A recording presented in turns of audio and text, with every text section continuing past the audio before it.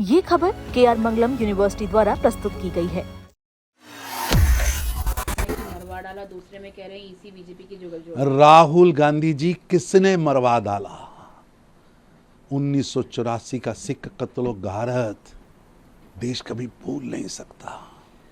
जब सरकार के शासन में सर्वोच्च पद पर बैठे हुए व्यक्ति कत्लो गारत की इबारत लिख रहे थे, 52 शहरों को शमशान बना दिया, वोटर लिस्ट पकड़कर एक एक सिखों का घर ढूंढकर उन्हें जिंदा जला दिया, मार दिया। किसने मारा? किसने गुरुद्वारे जलाए? चीन के इशारे पर काम करने वाले लोग, विदेशी टूल किट का हिस्सा बनकर देश के खिलाफ बोलने वाले लोग, ये वही कांग्रेस जिसकी नेता श्रीमती सोनिया गांधी बाटला कांड में आतंकी मरने पर तो उनकी आंखों में आंसू आते हैं, लेकिन दंतावाड़ा में 200 से ज्यादा देश के जवान शहीद होते हैं तो इनके मुख से एक शब्द नहीं निकलता। भोपाल गैस कांड में किसने मरवाया? किसने दोषी को छोड़ा? बोफोर्स में किसने दलाली खाई? सच तो है कि कांग्रेस की हिमालयन मिस्टेक्स की अगर लिस्ट बनाना शुरू करें तो कई दिन लग जाएंगे। कांग्रेस की पूरी राजनीति अब नकारात्मक झूठे आरोप और भ्रम फैलाने, धोखा देने तक सिमट गई है।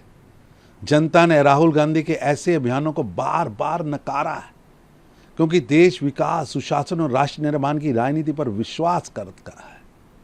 मगरमच्छ के आंसू बहाने वाली कांग्रेस को पहले अपने शासनकाल का हिसाब देना चाहिए। भ्रष्टाचार, घोटाले, नीतियों का पक्षाघात, देश की पहचान कमजोर करना, और दूसरी तरफ आज प्रधानमंत्री नरेंद्र मोदी के नेतृत्व में भारत दुनिया की सबसे तेजी से बढ़ने वाली अर्थव्यवस्था बना। आज भारत दुनिया के अंदर अपनी चमक और दमक बिखेर रहा है। आज नरेंद्र मोदी जी के नेतृत्व में भारत एक शक्ति के रूप में उभरा है। हर चौथे दिन राहुल गांधी एक झूठ का, भ्रम का नया नारा लेकर सामने आते हैं और जनता उन्हें वोट की चोट से फटकार मारती है। ये दाल अब गलने वाली नहीं है।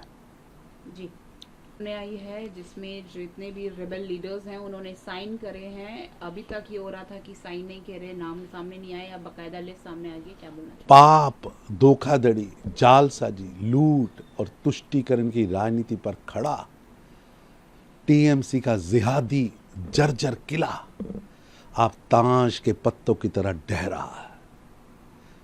जिस पार्टी ने पश्चिम बंगाल को लूट, तुष्टीकरण और कट मनी की राजनीति का अड्डा बनाया, उसके नेता अब जनता द्वारा सत्ता से हटाए जाने के बाद अपने पापों के भार से लगातार गिर रहे हैं।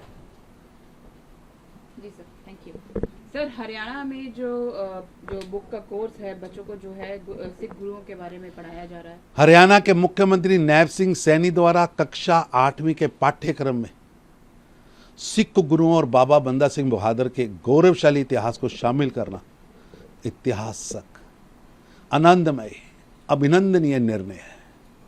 ये भाजपा और प्रधानमंत्री श्री नरेंद्र मोदी जी की पंजाबियत और सिख विरासत के प्रति अटूट प्रतिबद्धता का जीवित प्रमाण है।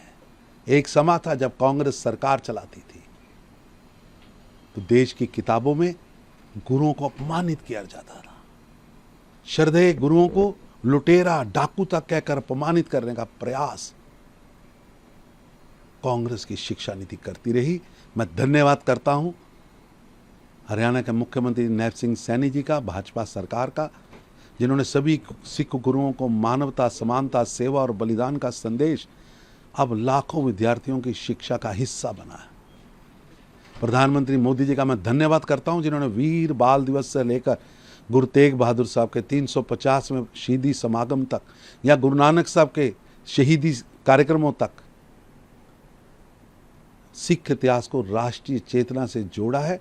जो संकल्प लिया उसे साकार किया और विश्व के हर कोने में गुरुओं का संदेश, मानवता का संदेश, सिख परंपराओं का संदेश उन्होंने पहुंचाया। मैं उसके लिए उनका धन्यवाद करता हूं।